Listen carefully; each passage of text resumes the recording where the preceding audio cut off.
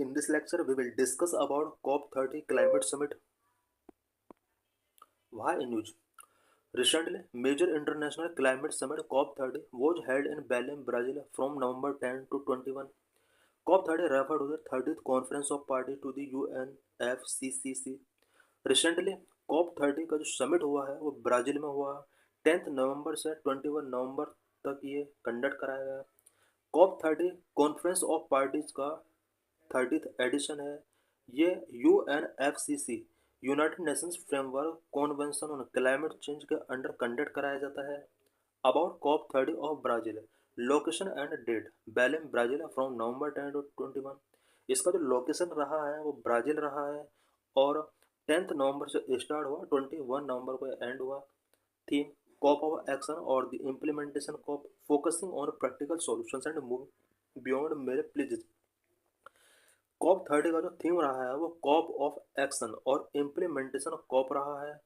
इस समिट के अंदर जो फोकस किया गया है वो मेनली प्रैक्टिकल सॉल्यूशंस पर फोकस किया गया है। Primary objective to review the progress made by the countries toward meeting the goal of the 2015 Paris agreement, including limit the global temperature rise to 1.5 degree Celsius. COP30 का जो main objective रहा है वो 2015 Paris agreement goal के लिए various countries के द्वारा क्या क्या एफर्ट्स किए गए हैं उसको रिव्यू करना रहा है। साथ ही 1.5 डिग्री सेल्सियस तक ग्लोबल टेम्परेचर राइज को लिमिट करना रहा है। Significance: it serves as a platform to assess the first global stocktake, a process under the Paris Agreement that periodically review collective progress towards climate goals, identifying gaps and informing future actions, and for countries to submit updated nationally determined contributions for the 2035 period. Global स्टॉकटेक इसका main focus रहा है। साथ ही nationally determined contribution के under countries को 2035 period के लिए यहाँ पर अपने NDC सबमिट करने होंगे और इससे रिलेटेड इस 30 समिट के अंदर कुछ प्रोविजन किए गए। की areas and issues of COP30। COP30 के फोकस एरियाज एंड इशूज क्या क्या रहे? Number 1, climate finance. An important issue was the new collective quantified goal NCQG on climate finance. Climate finance पर NCQG से रिलेटेड इशूज को यहाँ पर discuss किया गया। Developed nations were expected to scale up financial support for developing countries to help them mitigate and adapt to climate change impact.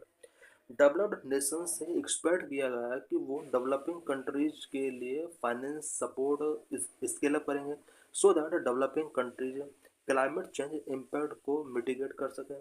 Number nationally determined contribution.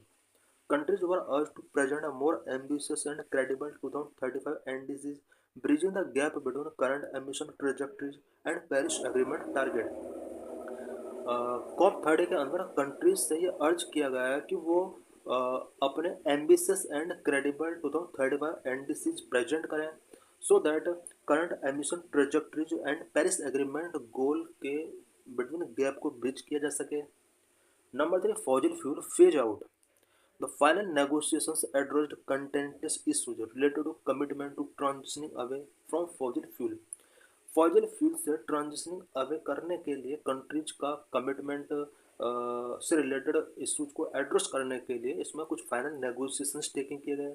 Number 4, equity and developed Nations responsibility. The summit highlighted the need for developed nations to take lead action on emission reduction. Developed countries को emission reduction के लिए lead action taking करने होंगे। Acknowledge their historical responsibility and provide support to developing countries. Historical responsibility को इन्हें acknowledge करना होगा, साथ ही डेवलपिंग कंट्रीज को इन्हें फाइनेंशियल सपोर्ट प्रोवाइड कराना होगा। Number 5, Amazon contest.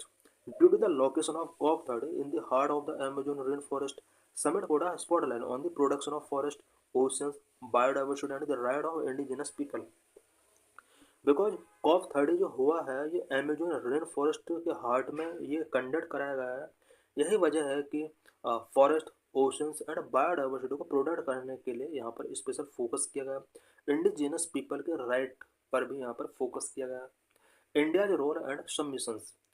India participated actively preparing to submit its updated NDCs to showcase its climate leadership. India ने COP30 में एक्टिवली तरीके से पार्टिसिपेट किया और अपने क्लाइमेट लीडरशिप को शोकास करने के लिए इंडिया प्रेजेंट में अपने एनडीसीज को अपडेट कर रहा है सबमिट करने के लिए। India has already made significant progress on its existing 2030 target, such as exceeding its non-fossil fuel power capacity goal ahead of schedule. India ने ऑलरेडी 2030 टारगेट को अचीव करने के लिए या उसमें जो भी प्रोग्रेस है उसको सिग्निफिकेंट तरीके से उस पर वर्क किया है। For example non fossil fuel power capacity goal जो थे 2030 तक इंडिया के टारगेट से पहले ही इंडिया ने उसको काफ़ी हद तक अचीव किया है। India updated NDC's aim for 45% reduction in the emission intensity of its GDP by 2030। NDC updated NDC के अंदर इंडिया का जो 2030 तक का टारगेट है वो एमिशन इंटेंसिटी ऑफ जीडीपी का 45% तक रिडक्शन करना है। 35 तक के लिए अब न्यू एनडीसी यहाँ पर सबमिट किए जाएंगे, अपडेट किए जाएंगे।